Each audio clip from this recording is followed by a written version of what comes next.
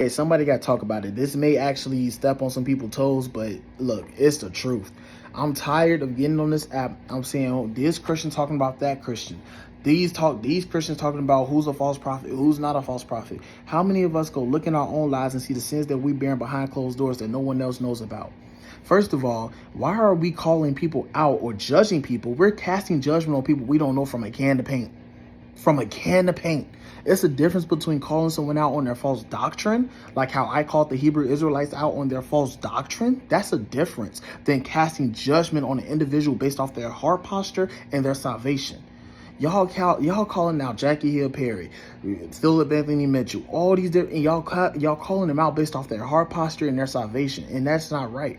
That's not right at all. That's not biblical. That's not what Jesus did.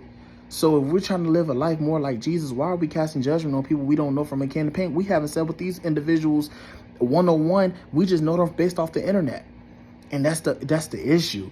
Is that I feel like we think we can cast judgment on people that we don't know because it make us feel more righteous. Because they do things that we don't do, it make us feel like we're more acceptable to God. But let me tell you this, we're all unworthy. We're all unworthy.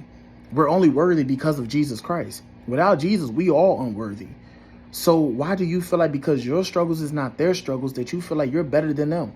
Just because they struggle with lust or porn or whatever it may be and you don't struggle with that, does not mean that you're better than them. Each and every day you need Jesus, they need Jesus, we all need Jesus each and every day. Jesus just don't stop when you go to the altar and say a little sinner's prayer.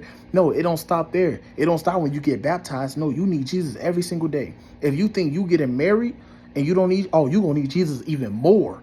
So it don't matter. Every day we need Jesus.